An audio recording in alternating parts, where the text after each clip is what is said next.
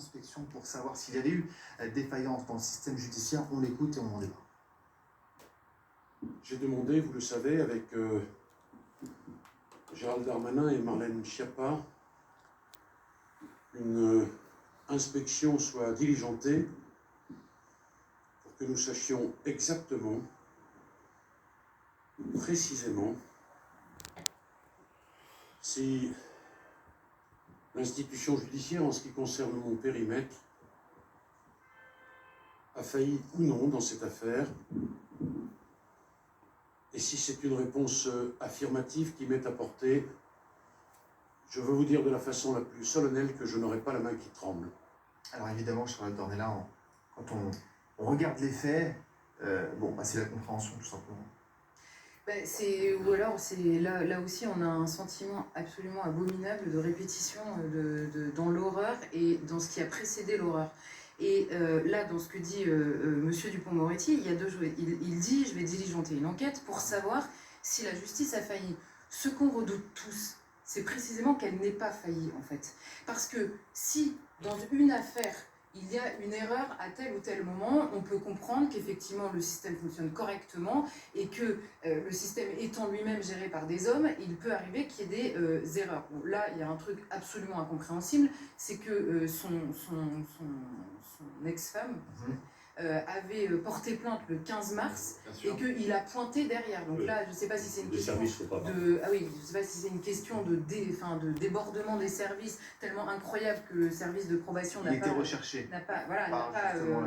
pas transmis les informations. Mais ça, pour le coup, il y a forcément un dysfonctionnement dans le fait qu'il va pointer pour bien assurer qu'il respecte les injonctions de son contrôle judiciaire, mais que par ailleurs, les policiers ne sont même pas au courant alors qu'ils le recherchent. Donc ça, c'est évidemment absolument insupportable. Il n'était pas équipé d'un bracelet anti-rapprochement alors qu'il avait été condamné pour violence conjugale. C'est ça. Alors ça, il n'était pas équipé d'un rapprochement et on nous a déjà expliqué qu'en fait, il n'était pas mis en place au moment où il a sa première peine et que du coup, derrière, on n'a pas su rattraper la chose.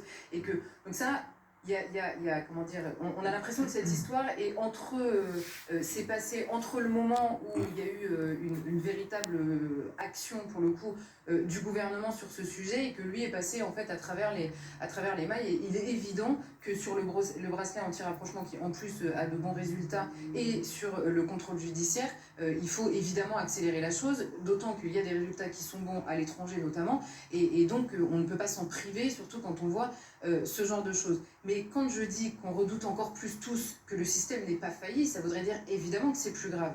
Parce que si le système n'a pas failli, ça veut dire que c'est le fonctionnement normal de la justice, qu'un homme condamné soit dehors, qu'un homme condamné en plus pour la 7e fois, alors évidemment pas à chaque fois pour la même chose, mais quand on a vu le procureur faire le CV de cet homme en nous disant première condamnation sursis, deuxième condamnation violence sursis, troisième condamnation sursis. C'est très chargé. Ça, évidemment, c'est absolument insupportable. Et le tout finissant par une peine ferme avec mandat de dépôt en juin dernier. Donc il est condamné à 18 mois de prison avec 9 mois ferme. Et il ressort en octobre, soit 3 mois de sursis, mais oui, 9 mois. Et c'est là, c'est ça, 9 mois.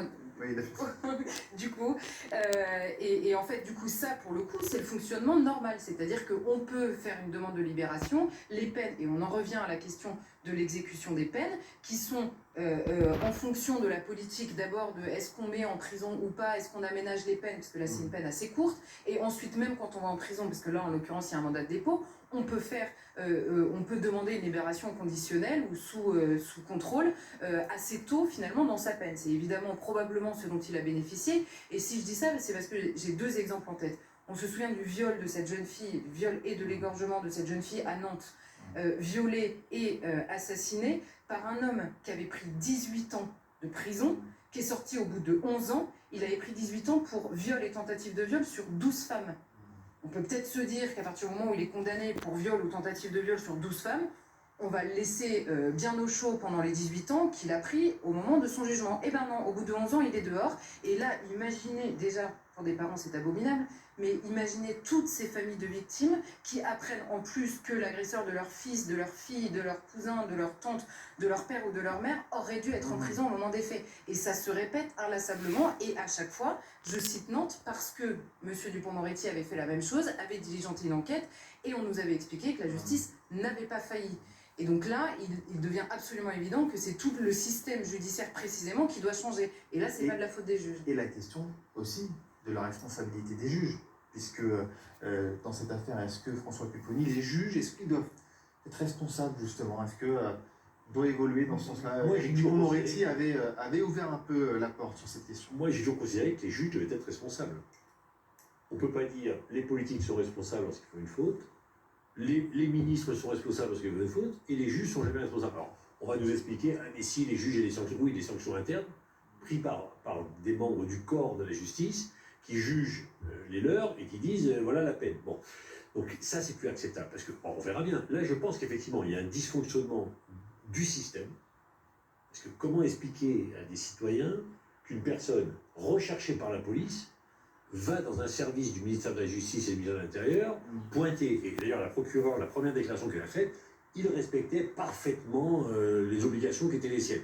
Oui, il était recherché par la police suite à une plainte parce qu'il avait déjà menacé son ex-compagne. Donc là, ça n'a pas marché. Alors, est-ce que c'est une faute du système?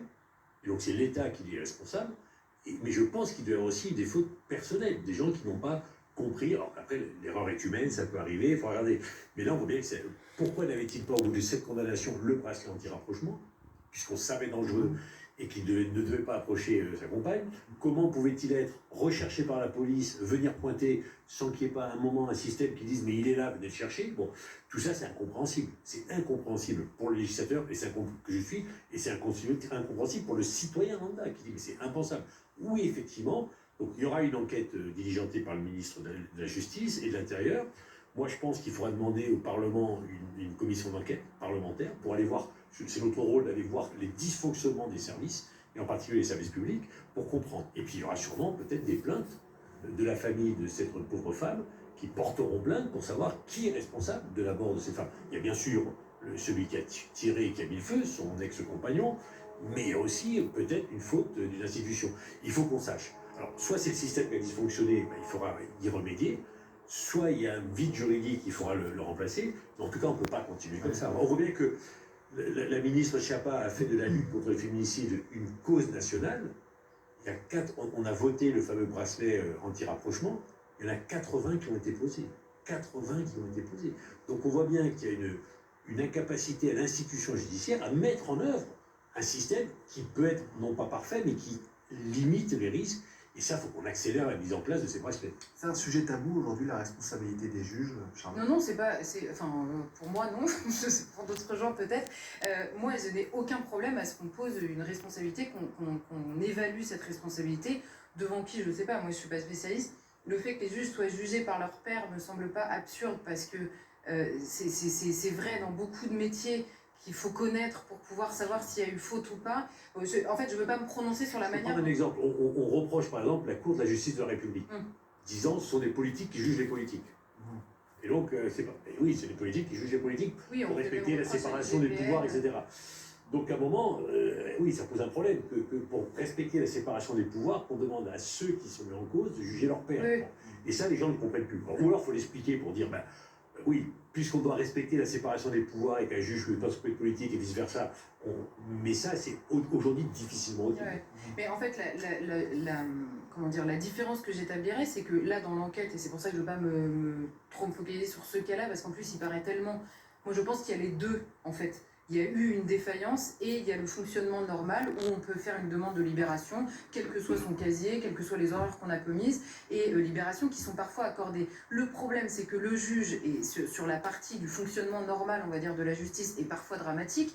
Le juge, on lui demande de faire sortir le plus possible de personnes de prison, donc de libérer, donc d'étudier avec des services de probation qui sont complètement débordés par le nombre de dossiers, notamment pour les petites peines, parce que c'est eux qui font l'enquête de personnalité, par des experts qui voient les personnes une fois. Donc c'est quand même facile aussi, une fois qu'on a compris un peu comment fonctionne le système, c'est un peu facile d'expliquer que oui, on a bien compris, souvenez-vous, le père Hamel a quand même été égorgé par un type qui portait un bracelet électronique et qui pointait au commissariat comme on lui avait bien demandé.